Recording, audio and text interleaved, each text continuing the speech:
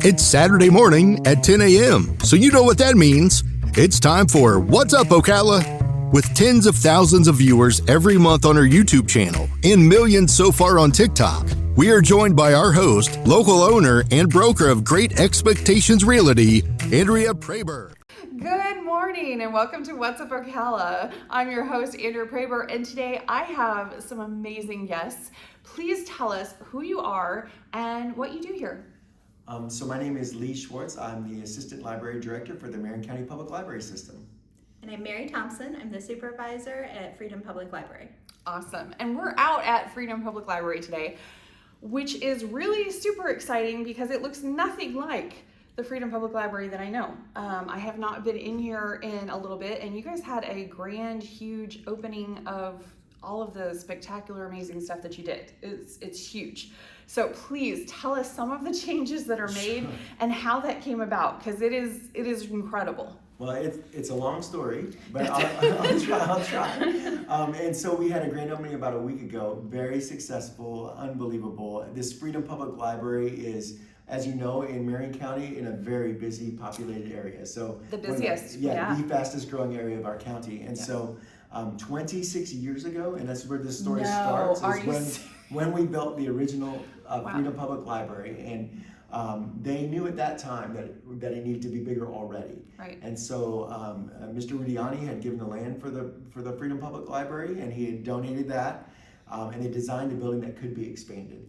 Okay. And so it was very thoughtful to do it because they didn't have the money at the time, but thinking like in the future, we know we're gonna have to make this larger. He's kind of known in the community for development and stuff, so he could kind of see down the road that it was gonna need to be expanded. Yeah. And even on this project, he owns the surrounding land, and he let us borrow the use of that land during the construction, which allowed us to stay open during that because we couldn't have done it any other way. Yeah. And so the construction manager, which is CPPI, they did a great job to make all that happen. So over the last year, we stayed open during construction project that went from 8,000 square feet or so library to 32,000 square feet. How did you do that though? Because even the original space has been completely changed. Yeah. So like how can it stay open? And that just blows my mind. Well, I would say 2 years ago or more, we started thinking about the plans seriously. How are we going to expand? What can we do? How can we maximize the space that we have? Including parking, because parking is an issue. Yeah, the library is a very, very busy place. For people who don't go to a library all the time, you'll see hundreds and hundreds of people every day in this library building. So, well, I think a lot of people don't realize how much the library system has changed over the years. And thankfully, it has adapted with the times. So instead of there just being books, now you have like audiobooks, and you have meeting rooms, and you have a voting, location, and I mean all this other stuff. So I think people are unaware of what really is there. I mean, the kids' room alone with all of that, that's incredible. Well, let's just talk about that, because the old Freedom Library was the size of the kids' room now. Yes. Right? Yeah. And it used to be that we had books on top of books on top of people, and that families would come to the library, go to the old children's area, and they couldn't stay because there was no room. I admit we were one of those. I definitely took my daughter all the way over to headquarters because there is a space for it. It's a beautiful space, and she had a great time, and they had a lot of activities and stuff for the kids, and it was great. And we've had activities like that here, but we used to have to have them outside. Oh, because we would bring a tent in, we'd say, because we know we have 100 kids coming, what are we going to do? Yeah. But now the space is beautiful.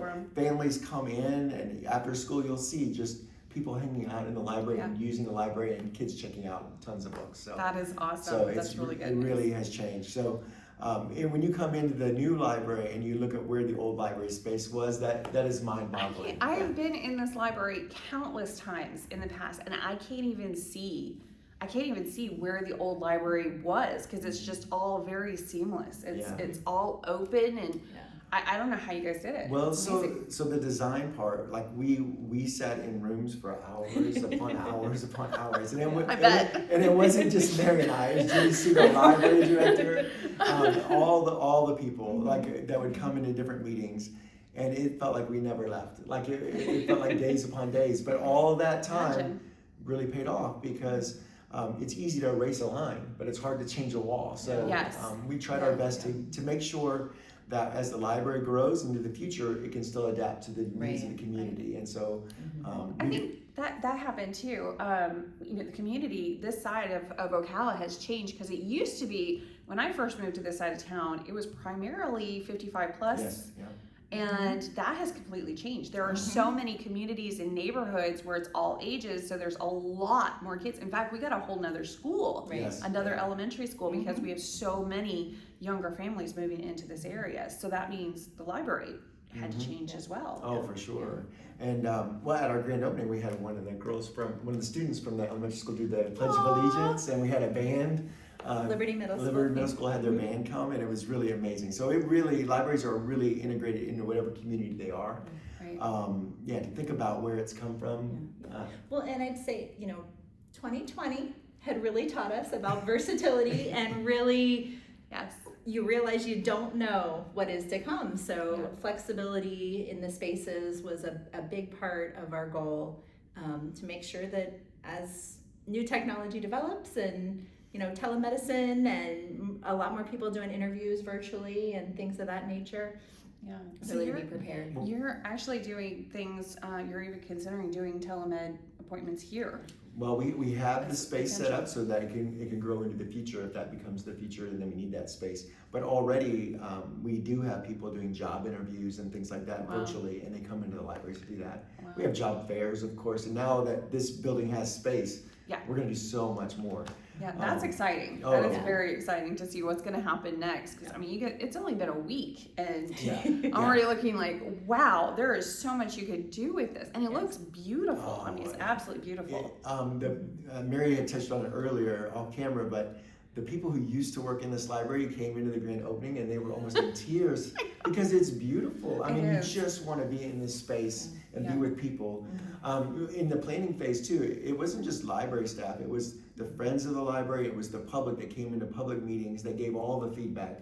This is what they wanted the space to be, and so we already see it, happening. Right. And Rispoli and Associates was involved in the original building, and then also in the expansion. They were original architect, and then they were the architect on this project. Oh wow, so, that's awesome. And so the same people got to see it, and what a rarity that is. It's hard to grow with each other. Yeah, and it seems like it's been such a long period of time, but at the same time, 26 years for a library isn't that long a time. It's just, you've pretty much needed an expansion almost from day one, right? I mean, for sure. Yeah. And libraries in Marion County, they have a long history. Public libraries since 1896 in Bellevue, in Ocala. So we have that, and it's the same thing. When this population over here grew, they knew they needed to have a library, and so it's just been, and now it will be the busiest library, and I think in a couple of years, I would bet. I think it will surpass a lot of things. Yeah, so. I mean, I know we were talking about it. It really does look very similar to headquarters in a lot of ways. It reminded me a lot of headquarters. But I think it's actually like competing with that as far as the people that are going to be coming here. Because if you live on this side of town, obviously it has everything that you need. You don't have to go over there, which, I mean, it would probably take some of that away from who goes to the headquarters too, right? It might, but the population in this county, it has kind of exploded. Yes, it has. Both will continue to grow. There's plenty for everybody. Every one of our libraries, since the pandemic, in-person visits are up and up and up because people, I think, crave that a little bit, that connection to other people, the connection to each other. Libraries have changed over the years, but they're going to have the same goal no matter what, to get people excited about reading and learning, because that's what we do, and then connecting with each other. So we just do it in different ways. So. I still remember, learning the Dewey Decimal System when I was a kid. I'm showing my age really, really badly, but the little cards, and then it kind of slowly transitioned into computers, and then being able to utilize computers. Over the years, I've definitely used the computers at the library. Well, every location, and in particular here, is technology help is one of our biggest helps that we do. Really? So people come in with technology problems. They can't figure out how to use their phone. They want to see how really? to use it. Oh my goodness, I did not know that. That's crazy. So every day, it's hours every day that we're helping people with technology. So It's great. Yeah. We have Focus Tech help once a week, but we also just day after day are helping with that, and that goes so far to the connecting. Yeah. You know, it's so meaningful when you help somebody whose family is long distance that isn't comfortable with their smartphone get to the point where they feel like they can reach out. People often take instruction from a stranger better than they would. Probably, yeah, I could see that. I know from could my own see children. Yeah.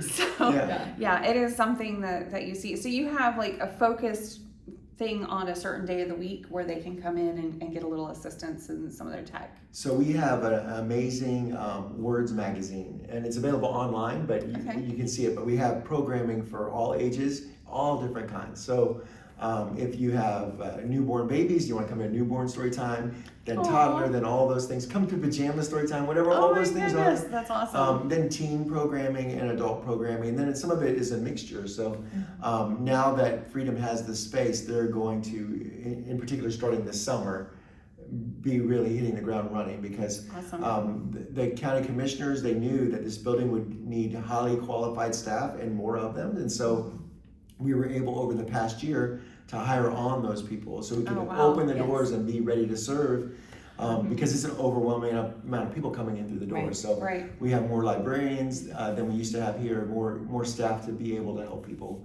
And it's really made a difference. And now we're going to get more volunteers, and we have spaces for those volunteers to be. And so it's really more friends of the library that'll all those things. And you know, in the summers we feed thousands of meals to children too.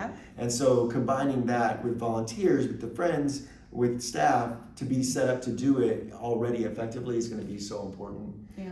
I didn't even think about that, but the break spot program. So at most of our locations we serve meals that are home cooked through Shores Assembly of God is the church. They're a professional kitchen, and they pack up the meals. We try to guesstimate, like if there'll be 150 kids, let's get the meals for them, and then we have a service line. But all that is a lot of staff, but a lot of volunteers to make that happen. So it takes a lot of people to make a library the best it can be, and that makes the library part of the community. So it's really kind of magical when it happens that way. That is so awesome. And that program to fill the gap when school isn't in session, and a lot of the meals that children were eating aren't available through that. And we like putting books in the hands of kids. It's fun. I mean, it is a good time for that. Come on in, we'll feed your brain and your body. Let's do this. You should write the marketing for that. Just a little bit of marketing sometimes. So good. They come for early voting. They stay to get their library card and explore the library. Absolutely. Well, so this is we were talking about in the walk around is libraries are essential to democracy. Really, like when you sign up for our library card, we're offering you to register you to vote. So we do that all the time. Regularly. But our library sites, and Freedom is one of the busiest, is our early voting sites. And so we, in the planning process, we talked to the clerk. We thought, like, how can we best set this up for them too, to make this a really functional building that they can open part of the building just for early voting, so it can happen. Oh, so it's not necessarily that they have to disrupt everybody else either while they're coming. Right. Well, just a lot of they're open even more hours than we are. They for especially if it's a presidential election year, they are here a lot. Their volunteers are here a lot of hours. And some of those, it used to be like, I just want to return my book. Why is this giant line? But so now it can all function really harmoniously. It's going to be exciting for that. So we're looking forward to having a great, successful. So is it overwhelming for you to go from what it was to what it is now, and everything that it's going to be? It's just so amazing. I mean, you know, we spent so much of our time shifting things so we could get through, or filing things, or trying to figure out how can we adjust the shelves to fit one more shelf, to fit one more row of books. And now there's some books face out so you can see them, and you can like shift through the books and actually see the books and be ready to check them out. I mean, it's overwhelming, and I feel like I live in a different world Yeah. I didn't really think about all the time it probably took, not only out front, but also behind the scenes, just to be able to get through a day. Right. You would take a cart of books out to shelf, and you think like, I have to put 3 books on this shelf. I have to shift everything around. But now it is like a beautiful bookstore vibe. Like it really feels amazing in there. It does. Even during the expansion, when all the construction was happening, and again, I can't say how much the CPPI helped manage this project. Phenomenal. Yeah, they kept the building open, but people were so happy. Yeah. They didn't mind the construction because they knew, look what we're getting. Yeah, I mean, and we're just a new part of the building. They're like, this is amazing. Yeah. So even looking from the outside, I was like, wow, look at this huge expansion. And then as it progressed, it just kind of seamlessly put together. And now you can't tell where the old library was and the new library begins. It all is just one big building. It looks like it was built at the same time. It's crazy. It is really, really well done. It's an accomplishment, and we want people to come and visit. We really do, and to use the library. And we went through some of the study rooms. You can use those. We have meeting rooms. We have all kinds of things. But just come and see it. You'll be so happy. It was really exciting coming in here and seeing everything that was in here. So how did all of this actually happen? Like I can't even imagine the amount of money and planning before it actually got to the actual building. Yeah, we kind of hinted on it before, but it has been years. It's been on a long range plan since it opened 26 years ago. Like, this is good for now, but let's go ahead and start. Exciting to add this to the community that was here at the time, that they had a library where they could start having a shorter drive and visiting the library. But the Board of County Commissioners really prioritized it, and that is finally what made the difference, but also just making a plan to get it built. And during the post-COVID time too, with all the struggles of supply chains and all those things, our facilities department did an amazing job, like really to manage all the things. We came in under budget, we came in on time. Wow. And really, and I think a lot of it is our library director has been here since the beginning of this project 26 years ago. Wow, that's Mike awesome. Bates from our facilities has been, he was on the project originally 26 years ago. It's like, oh yeah, I remember that. I remember how we did that. The architect, we were able to get, everything just kind of fell into place. But also, you're building something that is different than anything else. It really is a community space, and so I think everybody knew that this building is going to be used by the public. It is theirs. It's not like, like not to say like a fire station where not everyone gets to go inside. Right. This is something that people really care about. Right. The community really had opinions about this, and I can imagine in the best way, because they care about it. And so just to take that ownership, to say everybody here is working for the same common purpose. Yeah. And it was just a lot of work, but just never really work. Yeah. Because everyone was passionate about it, and the way it came out, it really is so exciting. Like, just to see Mary smile. When we finally hired on, we had a thing for the contractor, the project manager, to come on, and they finally were on. And they said, here's our timeline. And Mary said, I have a question. Is this real? Like, is this really going to happen? This is what you're going to do. When do we really expect that? Okay, really this is your pretty time. They did it in the timeline. It was pretty quick as far as construction goes. It was and nobody has ever heard of that happening. No. It doesn't happen. And during it, they would have like a story time where they would talk about construction, and they would get to share. Let's see the actual. Every step of the way was a celebration, and all the people, all the subcontractors from Marion County, like that helped make this possible. Like, there's real pride in it, and a community. Like, it really, you felt it all the way. Yeah. So. The supervisor of the site lives in Marion County, so how nice is it? And he does projects throughout the whole region. Yeah. So. But he spent more time in this library than anybody. Like, this is mine. I gotta make it nice. Spent, 7 days a week about most of the time. Yeah, yes. You can definitely get the feel walking around. You can tell that there's a lot of planning that took place, and a lot of input went into it. And I mean, even something as small as like, the lunch area for the staff. Oh yeah. I mean, it's just, you don't even really think about that for the library normally, but they do kind of need to eat too, like, and having a place to put your things and having a desk, I mean, that's that's really incredible that, the behind the scenes turned out just as beautiful as everything for the community. And we don't waste space. Like in the back circulation workroom, it's laid out now to be very functional, to make sure that can run properly. We have creative spaces where people can actually do long-term projects that can now really enhance our programming, where they've never had spaces like that before. Yeah, that's incredible. Where not every staff member had their desk before. It used to be 2 or 3 people to one desk. Oh, really? It was like we were in a submarine, Yeah. Because just the demand of the public, the needs of the public, we had to make it work somehow. Yeah. And you don't realize it. Yeah. 5 or 6 years. It's that's when our growth in this side of town really just exploded, and with good reason. I mean, I understand, but at the same time, I can't even imagine, 10 years ago what it was like working in here versus, last year working in here. Some people think it's growing on this side of the community because of the library. Of course. And so you can expect more growth now.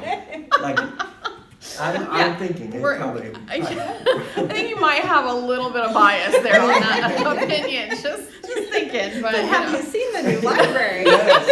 Yes. Maybe they'll move to this side of town because of it's beautiful. So. You never know. Well, I don't know about you, but every time I go to visit a town, the first thing I do is go to the library. So it just makes sense that more people would do that. That's not my first stop, but I don't mind. I'm always up for the library or bookstore.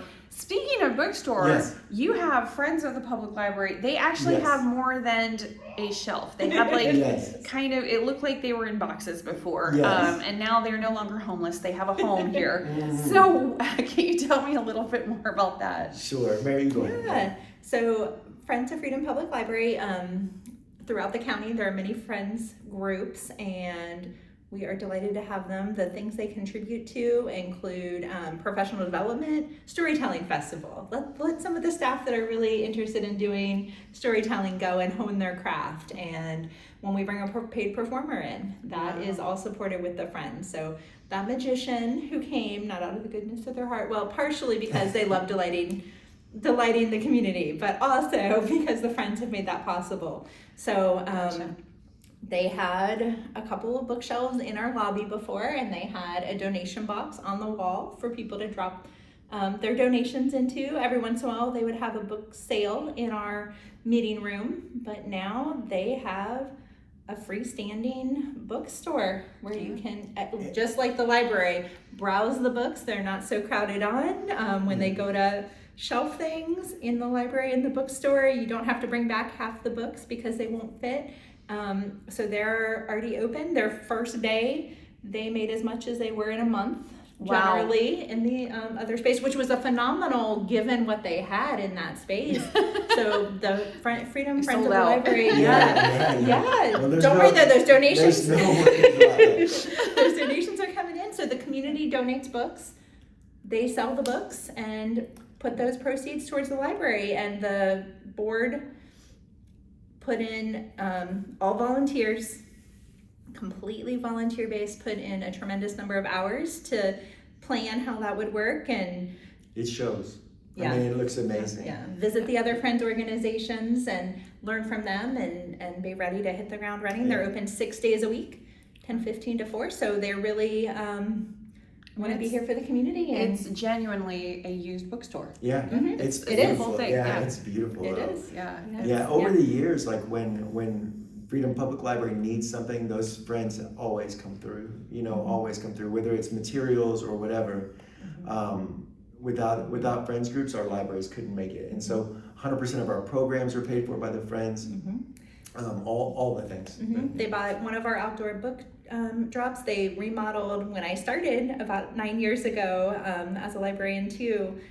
I had a table, and I was very lucky to be the primary person on that table. If I was on the service floor, somebody else was probably using that space, but they had purchased office furniture for that space, which is still in that space, being used. Our circulation workroom furniture is all from them. The outdoor sign, so we can let people know about the programs a little easier. They really make a lot of the fun, meaningful things in the library happen. They give it that extra boost for sure. that you wouldn't be able to do otherwise. That's awesome.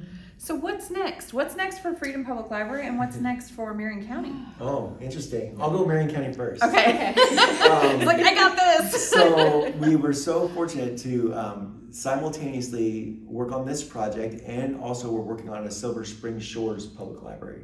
Oh, wow. So yeah. that will open soon. Yeah. We had to get through this project first. We don't have an exact timeline yet because the county is also working on another project for animal services.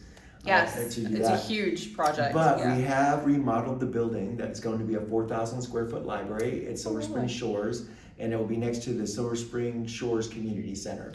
Okay. And so the library itself, we are using a lot of pieces and parts from around the system, but it's beautiful. Like a lot of the freedom things we're reusing because they can't fit in that space, and it's beautiful. I mean, same carpet. Reduce, reuse, recycle. You know, why not? So that community, just like Freedom, just like all of our libraries, is because people in that community wanted libraries to happen. Right. That story also is a very long one because for the same time Freedom was in, there was probably in our long range plan, Shores needed a library as well. It is kind of crazy that, you know, Silver Spring Shores doesn't have a library. I mean, when you really think about it, the amount of people, and especially like kids and everything that live in that very small area of Silver Spring Shores.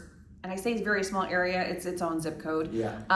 But, you know, that area, there's no library. There was one room in the community center. Yes. Yeah. One very, very stuffed room. But this one, you don't have to be a member of the MSTU to come into. It'll be a fully functional public library with computers. It'll have a pool attached, but that's not ours. But it is already, you can see homeschoolers walking by waiting for it to open. So we know we have a staff ready to go.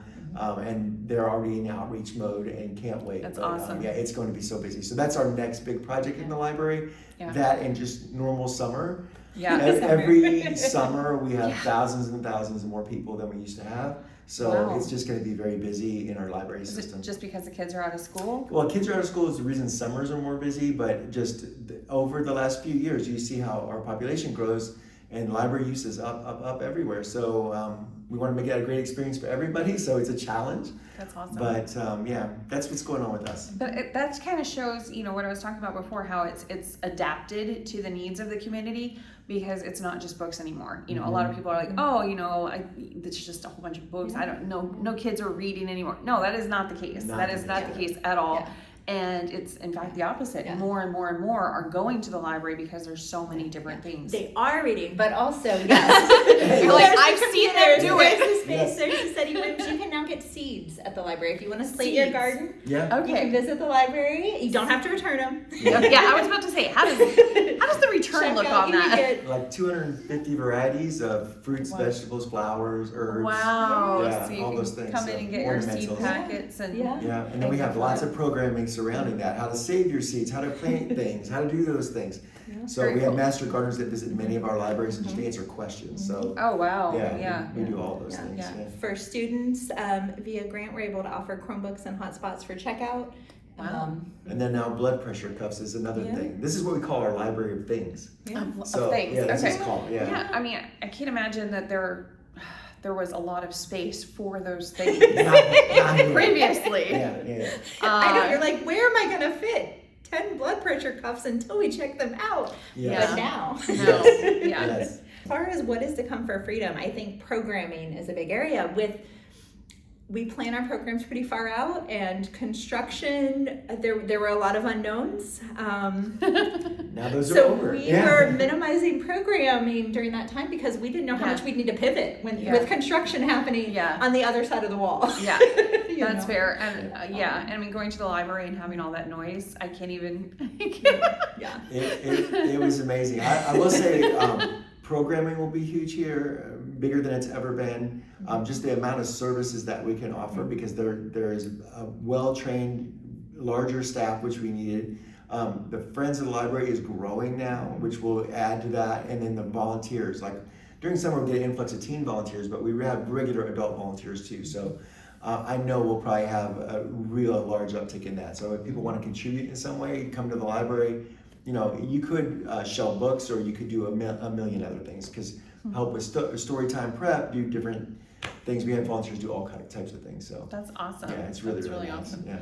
Yeah, so I know a lot of the teenagers, in order to get the Bright Future Scholarship, they have to do volunteer hours. So does that count towards that then? Oh, yeah. That's awesome. So we've had a lot of great success over the years with that. We've had a number of volunteers who would do their 100 and then stay on. Yeah. Like we've had high schoolers that go over 1,000 hours. Wow. Just in the library volunteering. Wow, that's cool. And over time, then they think like they not only do they learn about what it is to be in a workplace, because that's a great skill to have. How do I come to work and be responsible and all those things? Right. But they really develop a love of what libraries are. They come to understand that this is really something different than they ever thought it was. It's a meaningful thing to come here and help people, and so. Connecting them with what library services are, even if they never work in a library, they're going to go through their life thinking this is a place that I can go. Yeah, and really changes their whole perspective of it. 'Cause volunteering at the library when I was a kid is probably looking a lot different. It's just moving the books and moving the book cart and picking up the books and moving the books, and that's about it. Now it's helping with the kids in the craft room, and it's helping with all of the computers and the tech and the. It's completely different. They learn so many skills that are transferable. Customer service for one, but even if we teach them how to tell a story and entertain 100 kids while they're waiting for a program, that takes some real nerve to get up there and do that. But you can learn that, and then you can go to whatever career you are and transfer that skill. So that's awesome. It's been great, and the intergenerational volunteering experience is really nice too. So I might be retired, but I want to come do something, and then I can actually impart that wisdom onto other people. It's nice to see that the library is that kind of place that happens. Yeah, that's really beautiful. Well, and a lot of the teen volunteers, I think when they start just helping, being the caller for a bingo game is getting them out of their shell. Like, you guys have bingo too? Oh my goodness. All ages love bingo. I could not believe in children's programs, there'll be a theme program, and no, they don't want to go to the other stations. They just want to play bingo again and again and again. But even that step of getting more comfortable in front of people that are not your own age, and being able to talk to them and interact with them is an important skill for them to develop. And I think the people who volunteer at the library sometimes are the little more introverted of our teenagers in our community. So. Yes.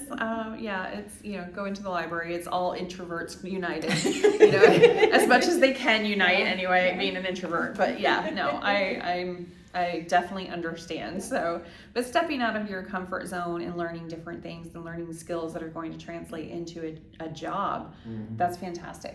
I mean, that's going above and beyond as far as just reading some books. Yes. Yeah, for sure. One time we had this writer's workshop for teens, because we have writers groups that meet at the libraries, but we had a writer's workshop for teens. And what we had was a donated meal after, so we told them it's a free meal, and so that always helps. Bribery helps, yes, really helps. Especially with kids. But they came in, and these were the kids who were already excited about writing. We had an author there that gave them instruction, and then after that, we after lunch they met with a person who helped them write their college essays, and he was on a panel that selected for Columbia, right? So he came in, he gave them advice. And then out of this is like one of the greatest success stories. I love it. But a parent wrote a letter that said, "Thank you so much for that program. One, this, and then the other is it helped my kid get into college." Wow. So it made a huge difference. And so you don't know when you're working in a library what you could do. Whether it is helping a person figure out how to buy plane tickets because they want to go see their grandson or whatever. You don't know every day, and so every day that we come in is just a gift because you don't know what it's going to unfold. Yeah. That's maybe interesting. I'm sure doing that program, you didn't think we're about to change this kid's complete and total life. The whole family is going to completely change because of this. That's amazing. We have a great library employee right now who was a teenager, who was a kind of a rambunctious teenager. And as they do. When she turned 14, we made her a library volunteer, and really it was partially so we could control her. But she spent just plucked her out of the crowd and be like, okay, trouble. Yeah, exactly. But in 4 years, the amount of growth that she saw, from the first minute, we gave her more and more responsibility. Then she started being in charge of more teen volunteers for our summer program. She was essential. Then she went away to school. She came back and got to be an intern for a little while.